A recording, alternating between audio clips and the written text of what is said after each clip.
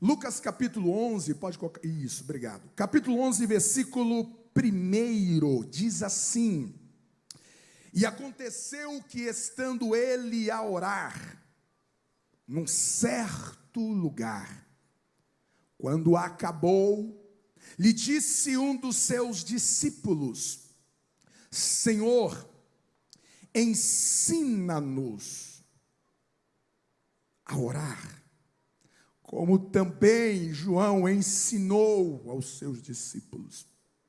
E ele lhes disse: quando orardes, dizei: Pai nosso que estais nos céus, santificado seja o teu nome, venha o teu reino, seja feita a tua vontade, assim na terra como no céu.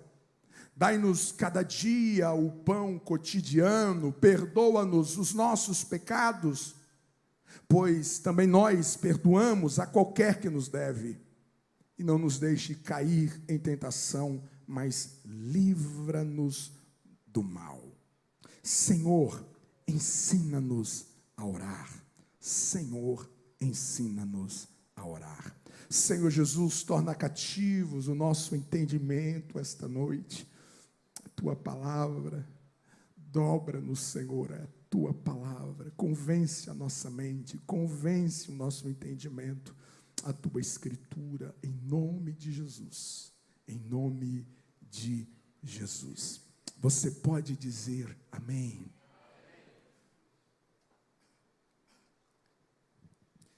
Se a partir de hoje você fosse proibido de orar,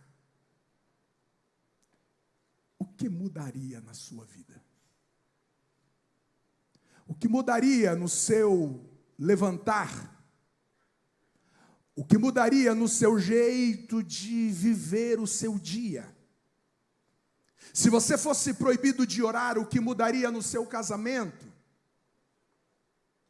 O que seria alterado na sua família? No seu jeito de trabalhar, ao chegar ao trabalho, ao sair ao trabalho?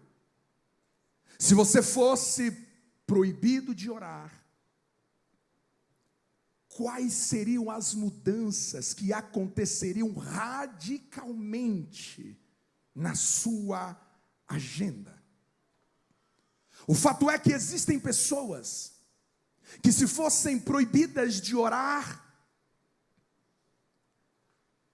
quase nada mudaria ao seu redor.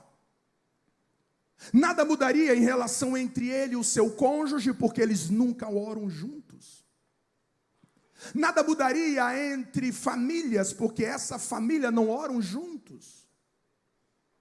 Nada mudaria no seu levantar, porque ele não ora ao levantar. Nada mudaria no seu deitar, porque ele não ora no seu deitar. Ao longo do seu dia, ele passa grandes porções do seu dia disperso, ou exclusivamente focado nas suas coisas. O que mudaria se você fosse proibido de orar? A sua oração te torna uma ameaça ao mundo espiritual. Quando você começa a orar e veja que os demônios estão nos observando, o texto diz que ele está ao nosso derredor. Quando os demônios nos vê orando, a maneira como nós oramos, a intensidade pela qual nós oramos, a fé pela qual nós oramos, a confiança pela qual nós oramos, a ousadia com qual nós oramos, faz os demônios serem abalados. Eles ficam perturbados. Eles se sentem ameaçados quando olham para o nosso calendário pessoal de oração, ou o nosso modo de orar, ou a intensidade da nossa oração, os deixe confortáveis. Você já parou para pensar que existe uma possibilidade de alguém orar e realidades malignas à sua volta permanecerem inalteradas. Aonde que os demônios estavam escravizando, continuam escravizando. Aonde que as realidades malignas estavam mantendo cativos, realidades, mentes, cenários, saúde, continuam inalterados. Não porque a oração eficaz não tem poder, mas o nível, a superficialidade dessa oração não faz cócegas às realidades malignas. Você deve lembrar que houve um momento em que os discípulos tentaram confrontar uma realidade maligna que estava possuindo o único filho de um pai. E eles não conseguiram. Eles enfrentaram, mas não tiveram sucesso. E pasmem, aqueles homens estavam andando com Jesus. Quando os demônios veem o seu modo de orar, a sua intensidade de orar, a sua entrega à oração, você se torna uma ameaça, ou eles permanecem tranquilos, matando, roubando e destruindo a sua volta. Qual foi a sua última decisão pautada exclusivamente na oração? Não foi pela garantia do seu salário, não foi pela alta confiança da sua competência, não foi a partir de uma lógica, não foi a partir de um óbvio. Qual foi a última vez que você decidiu? Porque você ouviu Deus na oração. Qual foi a grande escolha que você fez? As pessoas estão fazendo escolhas cruciais. As pessoas estão casando sem orar. As pessoas estão decidindo não ter filhos sem orar. As pessoas estão saindo, se deslocando de um lugar para o outro sem ouvir Deus. Qual foi a última vez que você fez uma mudança, que você fez um deslocamento significativo na sua vida, seja de trabalho, seja de cidade, seja de igreja, e esta causa foi regada unicamente porque você orou? Você sabia que muitos problemas, eles são alimentados por uma vida vazia de oração? Existem problemas, existem complexidades que estão sendo nutridos por uma vida sem oração. Boas intenções não resolvem. Existem realidades que o melhor psicólogo não resolve. O melhor tratamento psicotrópico não resolve. A melhor terapia não resolve. Existem realidades que só o poder da oração é capaz de transformar cenários. Você crê nessa palavra? Diga amém.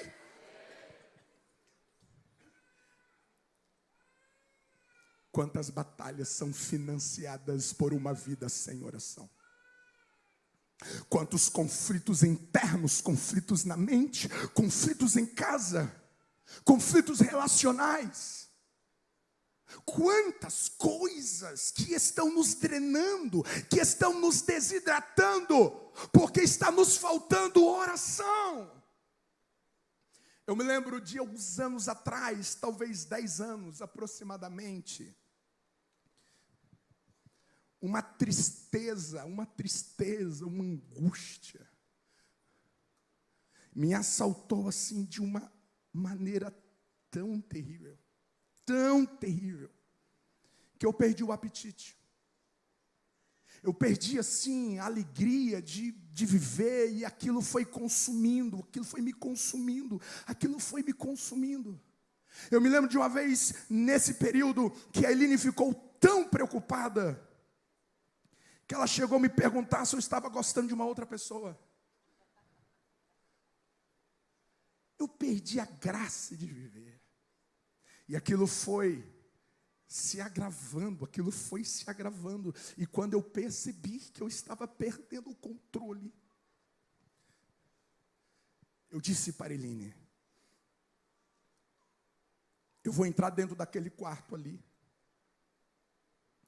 e eu só vou sair depois que isso ser tirado de dentro de mim. Entra lá de vez em quando para ver se eu estou vivo, mas eu só saio dali depois que Deus me encontrar.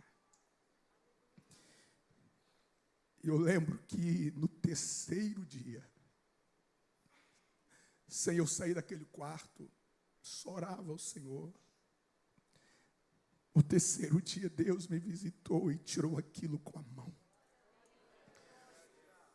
Às vezes nós estamos lidando com problemas, tentando resolver no grito, tentando resolver do nosso jeito, quando na verdade, se nós orássemos intensamente, esses problemas iriam ser resolvidos. Vocês estão comigo? Digam amém. De maneira que eu quero que você entenda comigo que não há segredos. Não há segredos. Às vezes, quando nós viajamos, e após de um trabalho muito bem sucedido, é muito comum as pessoas chegarem até a mim, na banca de livros ou não, as pessoas que vão me deslocar até o aeroporto, enfim, aquelas pessoas que chegam até a mim e eles fazem uma pergunta muito recorrente: pastor, qual é o segredo? Qual é o segredo? Qual é o segredo do que Deus faz? Quando nós vamos falar sobre família, os casais vêm assim como se quisesse ouvir um segredo. Quando nós pensamos em uma vida usada por Deus, quando nós pensamos em uma vida próspera do jeito de Deus, quando a gente pensa em qualquer nível de vida abençoado, transbordante, abundante, parece que existe uma mentalidade comum entre o povo, que existe um código. Existe ali um mistério que só alguns têm. Somente alguns pastores, alguns pregadores, alguns líderes têm. Quando na verdade, quando me perguntam, eu sempre começo a responder isso: olha, eu vou te frustrar. Não há segredos. Todo sucesso de qualquer área da sua vida vai passar pela sua entrega incondicional, sem reserva, à oração. Todo sucesso espiritual do ponto de Deus vai passar pela sua entrega incondicional às Escrituras, de maneira que a síntese da nossa vida prosperar a modo de Deus passa pela nossa entrega à oração e passa pelo nosso compromisso às Escrituras. Qual é o segredo que nós estamos esperando? Diante da guerra, diante da batalha, diante daquilo que nos desafia, diante daquilo que foge do nosso controle, qual é o segredo que nós estamos querendo ainda encontrar? Qual é o tesouro que nós ainda não sabemos? Quando na verdade, todos os homens que viveram uma vida diferenciada na terra, esses homens tiveram uma entrega incrível na oração. E todas as vezes em que nós falamos sobre oração, e este é um ano que nós estamos a discipular uma vez mais a igreja, e essa noite eu quero falar sobre indesculpáveis para orar. Indesculpáveis para orar. Quando nós pensamos em um lugar, quando nós pensamos em uma chamada, por exemplo, de um pregador, existem pré-requisitos que precisam ser desdobrados no caminho: raciocínio, introdução, lucidez de interpretação, esclarecimento de passar a ideia. Existem desdobramentos que são inevitáveis para quem prega. Quando nós pensamos em louvor, em louvar, existem, a nível de comunidade, alguns pré-requisitos: entender sobre melodia, sobre afinação, sobre ritmo. Quando nós pensamos em liderança, existem pré-requisitos para liderar. Mas quando nós falamos sobre oração, não tem. Em qualquer lugar você pode orar. Em qualquer tempo você pode orar. Não precisa saber ler, não precisa saber escrever, não precisa saber falar, não precisa saber conjugar, não precisa entender de gramática. Qualquer linguagem do seu coração está disponível para acessar o trono da graça. Não há desculpas para nós não orarmos. Nós somos indesculpáveis para orar. De maneira que eu quero olhar para esse texto de hoje. Quando os discípulos olharam para Jesus e disseram: ensina-nos a orar.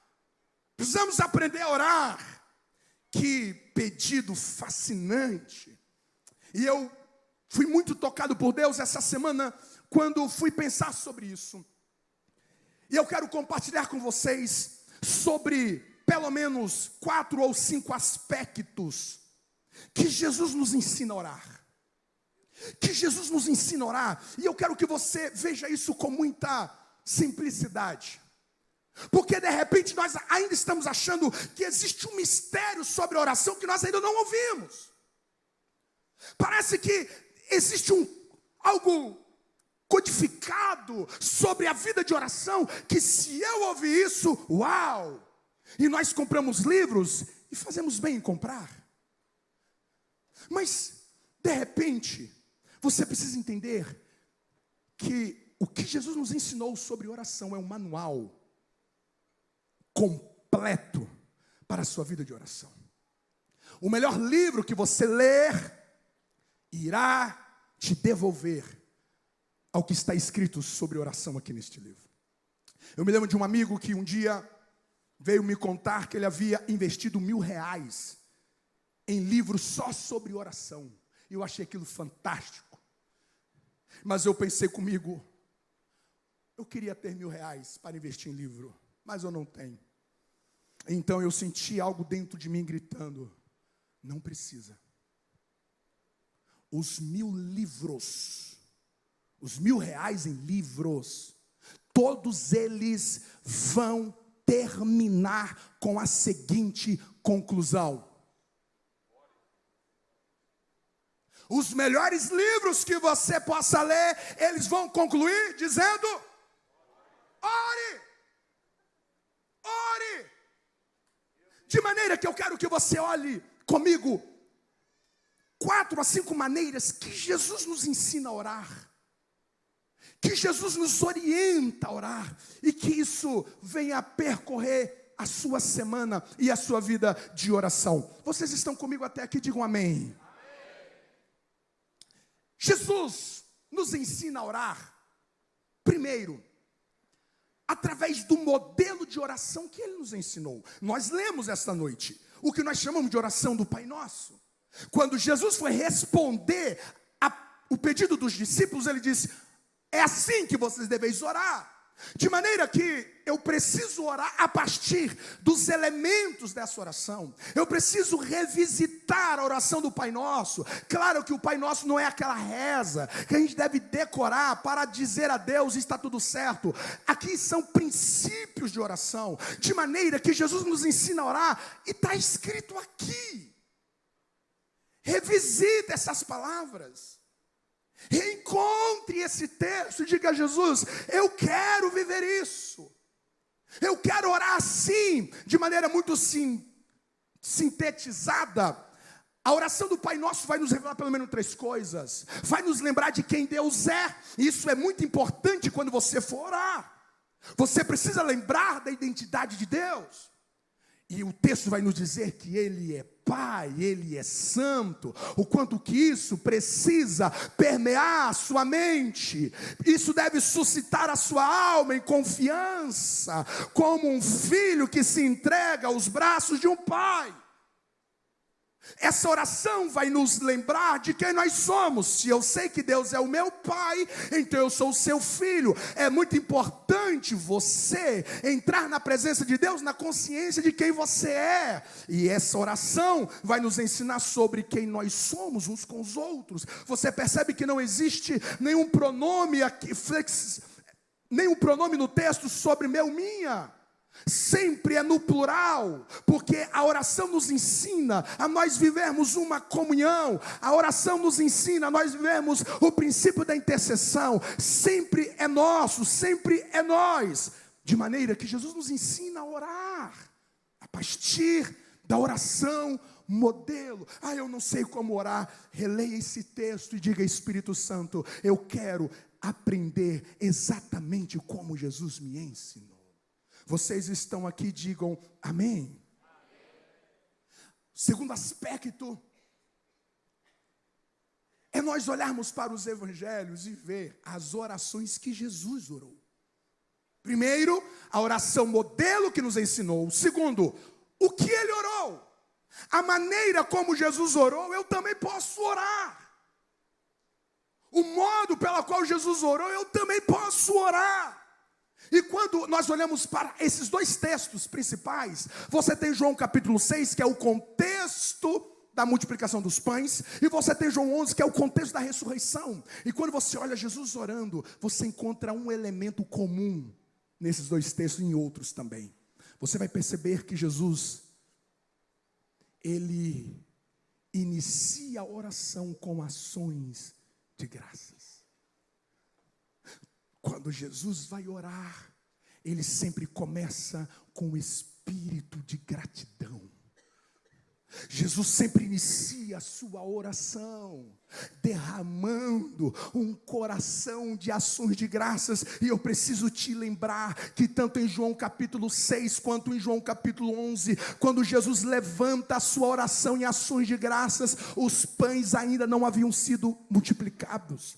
Quando Jesus levanta a sua voz em ações de graças diante da sepultura de Lázaro, Lázaro ainda não havia sido ressuscitado. Jesus está nos ensinando: quando você for orar, não esqueça do ingrediente da gratidão, não esqueça do elemento das ações de graças.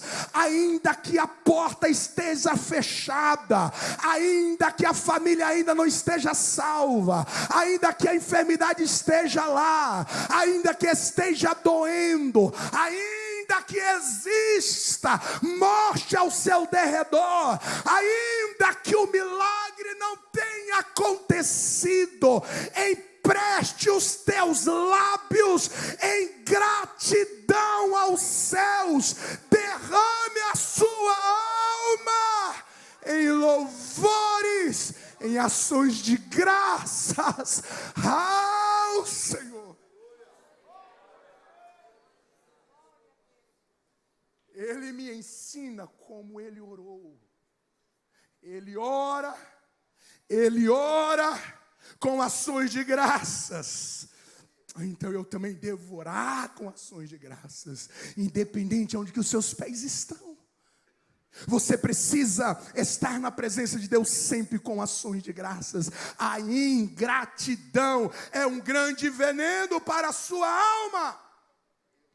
A ingratidão te fracassa, a ingratidão vai drenar você, a ingratidão vai desidratar as suas forças. Quando você entrar na presença de Deus, entre com ações de graças. Jesus me ensina a orar. Quando ele ora, e como é que ele ora? Ele ora com ações de graças. Então é assim que eu também irei fazer.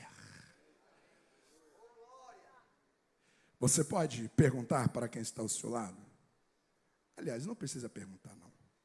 Só olha para ele e vê se ele está com cara de gratidão.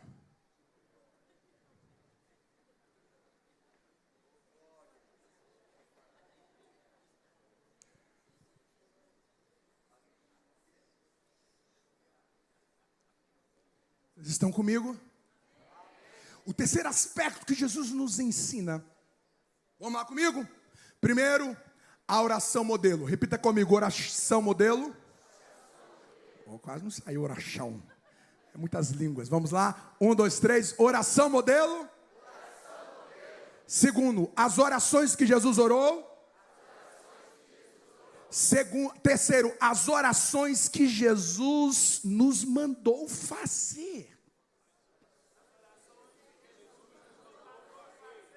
Pronto, saiu.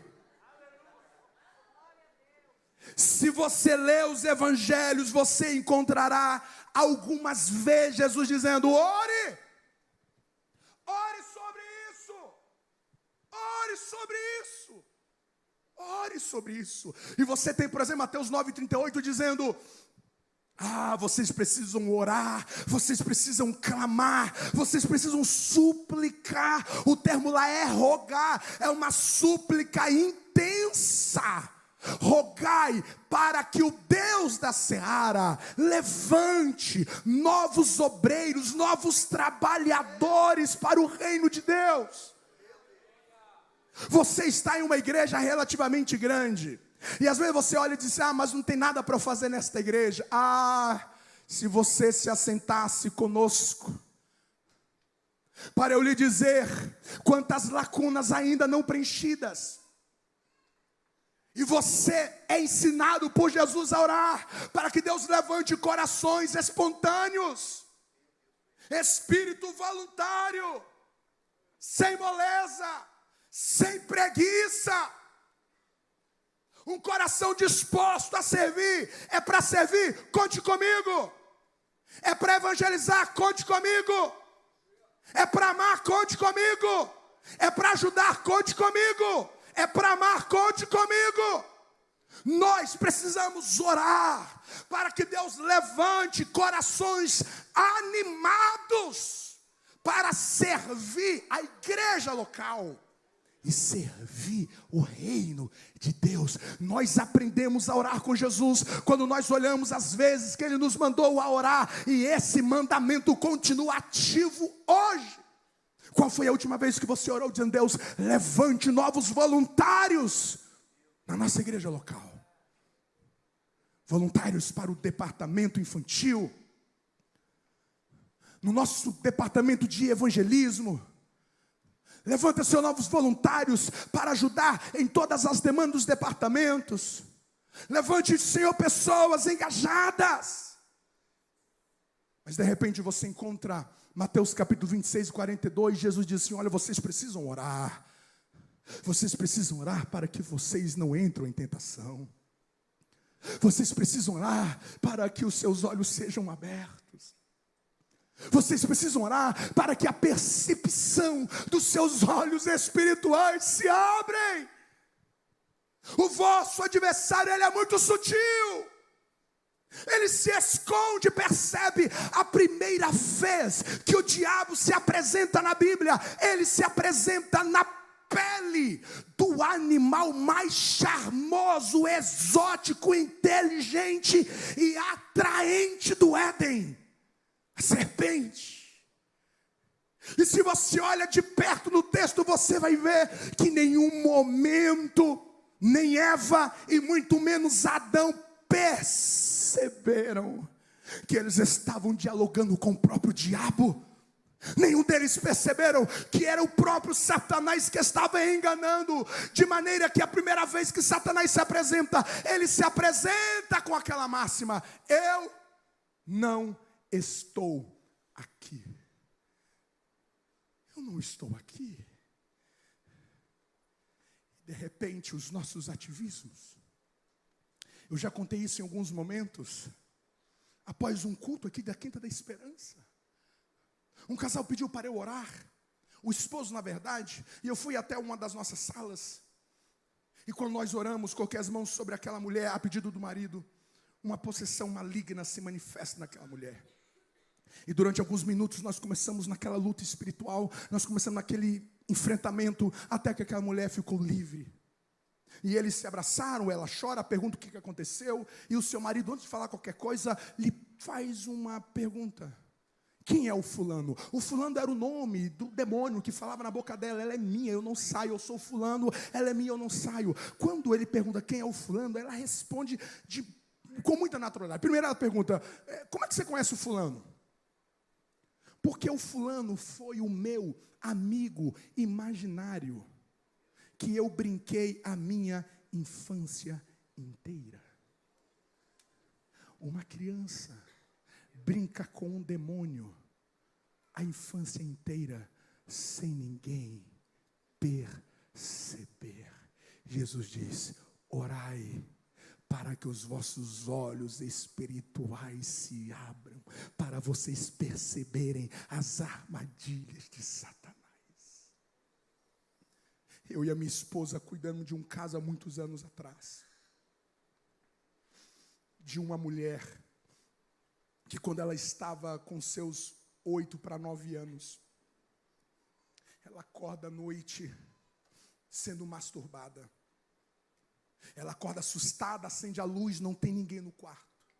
Passados-se alguns 4, 5 anos talvez, aquela jovem agora encontra-se no mundo da prostituição. E durante 15 anos, aquela mulher agora fica em portas de motéis, beira de estrada, sendo escravizada por demônios, pela prostituição. Aquela menina se entrega a sua vida a Jesus, e quando ela entrega a sua vida a Jesus, existem muitas manifestações malignas. A última vez que os demônios se manifestaram nela, o demônio disse: eu te toquei naquela madrugada, consagrando a sua sexualidade para mim. Aonde que estavam esses pais que não perceberam? Ocupados demais na sua agenda pessoal. E Jesus está dizendo: ore para que o mundo espiritual se abra aos vossos olhos e vocês não venham cair em tentação. Aqueles que estão à sua volta, sob a tua liderança, sobre a sua autoridade, que eu venho te mostrar o mundo espiritual. Esta noite eu quero ministrar uma palavra de Deus sobre a tua vida, em nome de Jesus. O Espírito de revelação é sobre nós esta noite. O Espírito de discernimento é sobre nós esta noite. E Ele está aqui para tocar os teus olhos. Ele está aqui para te mostrar o que está por detrás das cortinas, o que está por debaixo da superfície. O Espírito Santo está aqui para revelar aos teus olhos realidades invisíveis. Se você orar, o diabo não vai te enganar. Se você orar, as armadilhas serão quebradas, o arco será quebrado, a flecha será despedaçada, e Deus te dará um grande livramento. Quem recebe esta palavra, abre a tua boca, dê um brado de glória e aplauda o nome do Senhor Jesus. Elaramura zanza colemende comangamuza saio.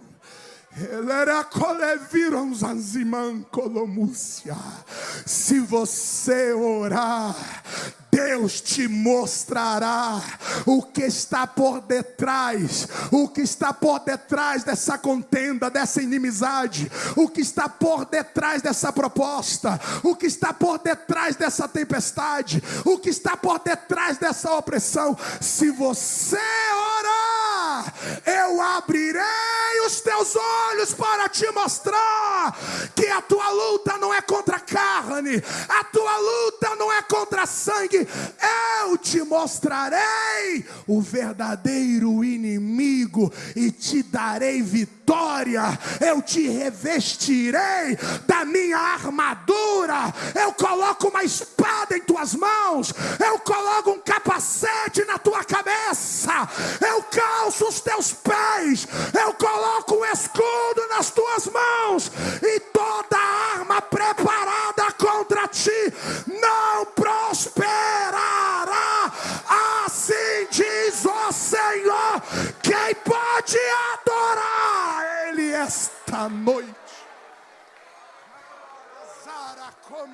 ela colemúcia. Maluça macale colimum façai. Cai cholamara ele comendo os osemanda saio. Ela cample colevus anziante ne como barrácia. Deus está tocando em olhos espirituais aqui. É por isso que o diabo não quer que você ore. É por isso que o diabo não quer que você ore, porque ele quer que você luta com as ferramentas erradas. Ele quer que você usa as armas erradas.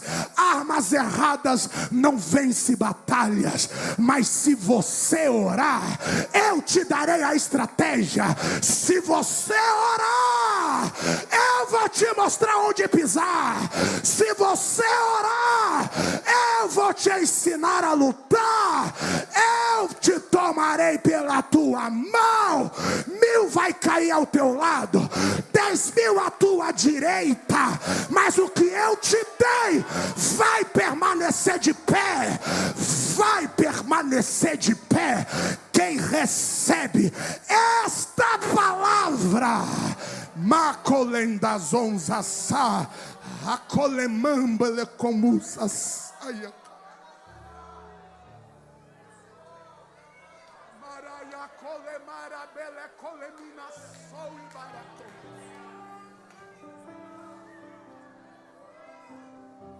Ela maio, mara calamaya, saia barato.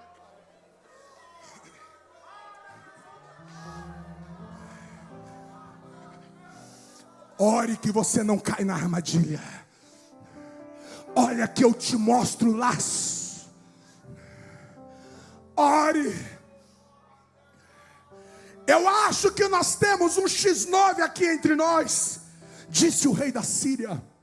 Eu acho que nós temos alguém aqui do exército inimigo, porque todas as vezes que nós preparamos a emboscada para Israel cair, eles não chegam lá, eles não caem. Alguém entre nós está denunciando o nosso segredo.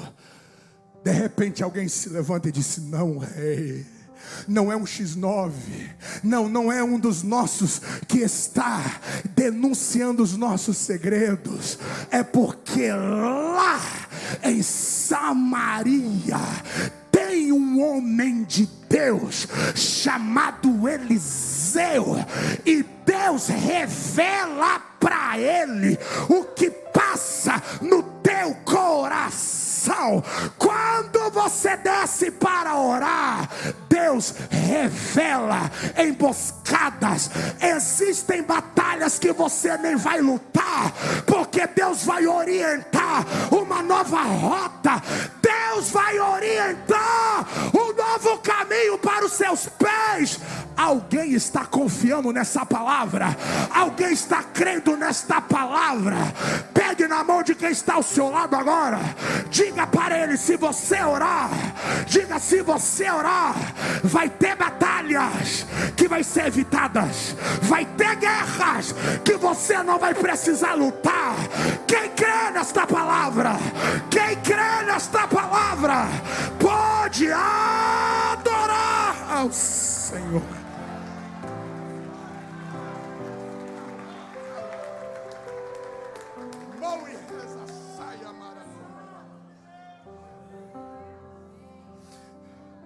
Eu aprendo, Jesus me ensina a orar na oração modelo.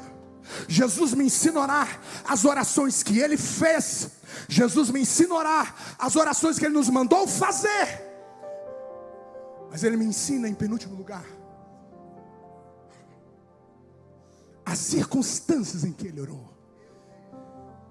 Eu pedi para vocês deixar a Bíblia aberta. Eu queria que, se você fechou, abre ela mais uma vez. Eu quero olhar para esse texto com muito carinho.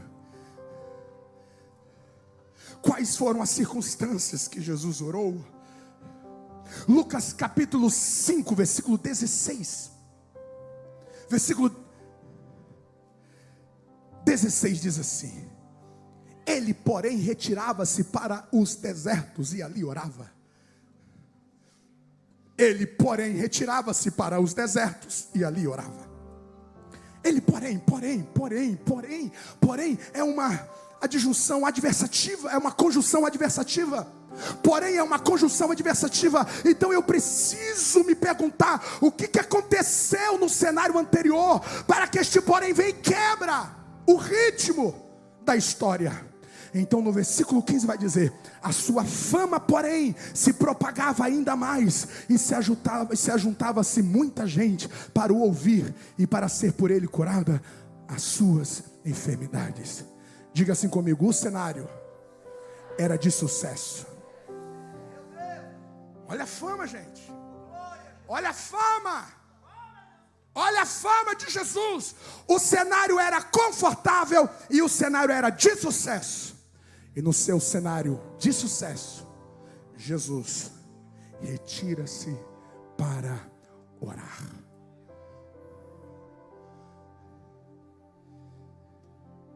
Muitos caem nos seus momentos de sucesso. Quando aumenta o salário, quando muda de trabalho, agora é um gerente, agora é um representante melhor remunerado, comprou um novo carro, adquiriu um bom patrimônio, ele está no seu sucesso, o seu tempo é confortável, é aqui que eles param de congregar, é aqui que ele não frequenta os encontros da comunhão, é aqui que qualquer coisa lhe afasta de um culto, de uma ceia. Qualquer coisa, não, eu não vou. Está confortável demais. Está confortável demais. Jesus vai viver a mesma cena quando ele termina de multiplicar os pães. O texto diz que o povo tentou arrebatá-lo para fazê-lo rei. E o texto diz que ele se oculta. Ele não vai gravar um vídeo para viralizar. Ele não vai pedir likes. Ele se retira e vai orar. Você tem orado nos seus tempos confortáveis. Você tem orado nas vacas gordas. Você tem orado com a fartura. Você tem orado quando os seus planos e projetos estão acontecendo muito além do que você esperava. A mão do Senhor é sobre ti. Jesus me ensina a orar em circunstâncias favoráveis e confortáveis. Agora, se você folhear na próxima página, em Lucas capítulo 6, versículo 12, vai dizer: e aconteceu que naqueles dias saiu ao monte orar e passou a noite em oração a Deus. Naqueles dias, que dias eram esses? Versículo 11: e ficaram cheios de furor, e uns com os outros conferenciavam sobre o que fariam a Jesus. Diga comigo: o cenário é de tensão. O cenário é de pressão. O cenário é de calúnia, é de difamação. O cenário é de fofoca. O cenário é de traição. O cenário é de inveja. O cenário é de perseguição. O que nós fazemos quando nós estamos sendo perseguidos? O que nós fazemos quando o desconforto assalta a nossa casa? O que nós fazemos quando as más línguas encontram o nosso nome? O que nós fazemos quando a pressão chega e os dias se tornam difíceis? Jesus me instrui a orar em tempos confortáveis, em tempos de sucesso, em tempos de grandes amigos, em tempos que as pessoas estão te parabenizando, em tempos que as pessoas estão te reconhecendo, em tempos que os ventos são favoráveis. Ore, retira-se para orar. Ore, retira-se para orar. E quando os tempos foram contrários, e quando os cenários serem desconfortáveis, e quando tudo parecer que conspira contra mim, não vai para a rede social vomitar as suas feridas. Desce na presença de Deus, entra para o teu quarto, fecha a porta e ora ao teu Pai que te vê, e e é Ele que te recompensará publicamente. Ah, se nós respondêssemos os dias difíceis com joelhos na presença de Deus. Ah, se nós dessemos como resposta orações diante dos nossos dias de tensões. Vocês estão comigo? Digam amém. Então eu termino dizendo que Jesus me ensina a orar quando Ele me mostra o tempo que Ele orava. Você vai encontrar de modo recorrente o texto dizer: e retirou-se para um lugar deserto. Marcos vai dizer que a multidão lhe oprimia. Então ele diz assim: prepara um barquinho para mim, prepara um barquinho para mim.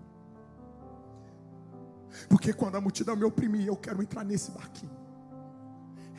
#partiu.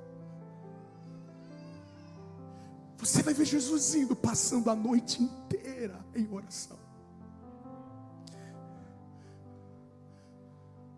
Você vai encontrar Jesus se dedicando horas na presença do seu Pai.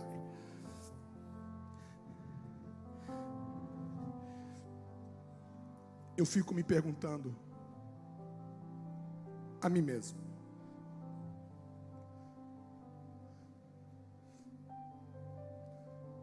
se a intensidade que eu oro corresponde aos meus momentos de euforia, do meu tempo de lazer, dos meus hobbies. Você deveria se perguntar se aquela euforia que você tem quando você está diante daquilo que te agrada demais, seja um esporte, seja uma pescaria, seja no prato de comida, não sei, aquilo que faz os seus olhos brilharem, aquilo que faz as palavras saltarem da sua boca, com grande fascínio, com grande energia, você fica animado, você fica positivamente agitado diante desse cenário, porque você está diante de algo que você ama, algo que você gosta. A pergunta que eu faço é: por quê? Que em oração isso não queima? Por que em oração eu só balbucio? Por que na oração é aquela coisa assim meio que amarrada? Aquela coisa meio que não vai. Não, é porque Deus não é surdo. Sério mesmo. Eu não estou falando de gritaria, eu estou falando de intensidade. Estou falando de fervor. Estou falando da sua alma queimar em oração. Estou falando de uma total convicção, de consciência, que você está na presença de Deus, e ali a tua alma precisa e deve ser derramada na intensidade. Você deve clamar ao Senhor com todo o fôlego dos seus pulmões. Ousadia, o nome disso chama-se ousadia. A Bíblia diz: entrai com ousadia na presença de Deus, ao trono da graça. Mas de repente, o nosso grande problema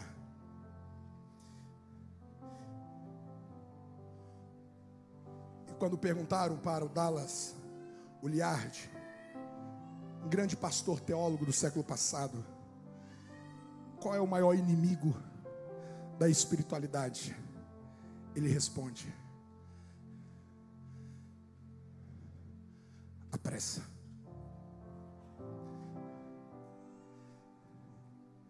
A pressa.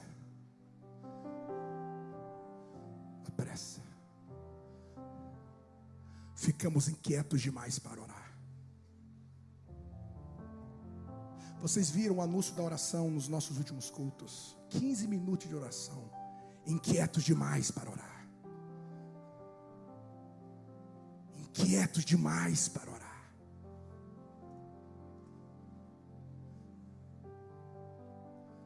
Tem um livro best-seller de um autor que eu gosto muito dele.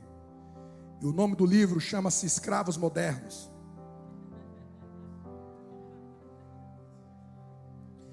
E tem um capítulo lá que o autor escreve: escravos da pressa equivocada.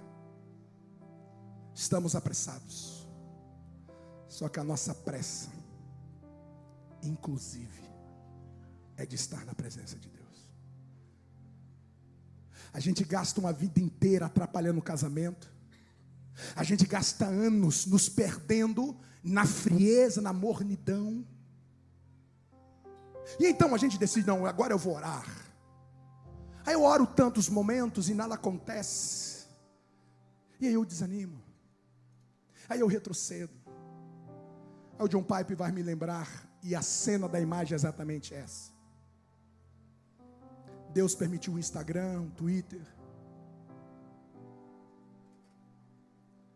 para que nós sejamos indesculpáveis diante do juízo, ao alegar que nós não oramos porque nós não tínhamos tempo. Chega em casa hoje, vai lá dar uma olhada no consumo de horas que você gastou no seu sai. Oxe, misericórdia. Dá uma olhada lá no tempo que você gastou no seu celular.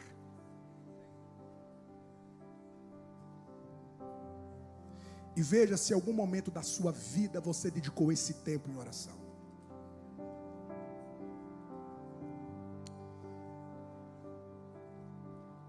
W. Tozer vai dizer: Deus não vai se dobrar à nossa pressa. Deus te espera sem pressa na presença dEle. Pode trazer as suas angústias, pode trazer as suas fraquezas, traga as suas tentações, traga os seus dilemas, pode trazer. Fica ali sem pressa, fica ali sem pressa, fica ali até o Espírito te tocar, fica ali até Deus redirecionar seu caminho, fica ali. Não sentiu nada hoje, não tem problema, eu volto amanhã. Não sentiu nada amanhã, não aconteceu nada amanhã, não tem problema, eu vou voltar depois. Eu voltarei, eu voltarei, eu voltarei. Eu voltarei, e eu voltarei com paciência nessa presença. Ele quer te comunicar tantas coisas, Ele quer compartilhar com você tantas coisas. Chega na minha presença, diz o Senhor, sem pressa, sem pressa, sem pressa, sem pressa, sem pressa, sem pressa.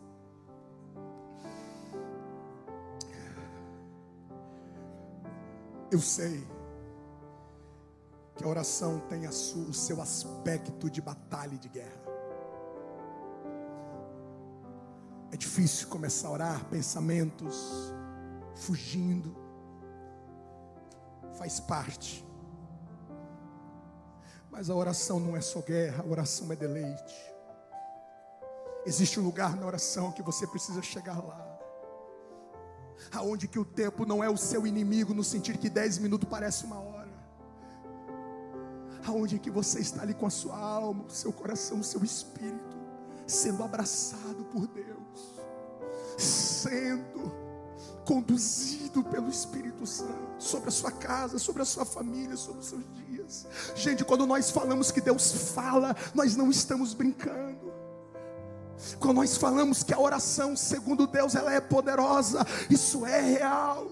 Você pode viver grandes experiências neste lugar, e tudo que o diabo quer te afastar, ou te colocar com pressa nessa presença, e Deus está te dizendo: eu te espero sem pressa na minha presença. Eu quero te fazer um apelo aqui, como pastor. Salvo aqueles que vão trabalhar, salvo esses por uma ocasião de trabalho, horário Mas não saia desse lugar. Não saia desse lugar com pressa. Vem com seu coração a se derramar inteiramente ao Senhor. Traga intensidade ao Senhor. Traz energia da sua alma ao Senhor. Quando nós formos orar, vamos orar, vamos orar, vamos orar. Deus te espera sem pressa na presença dEle. E ali tudo que precisa chegar no seu devido lugar, as mãos do Senhor ajustará. Você crê nessa palavra? Fica de pé comigo em nome de Jesus.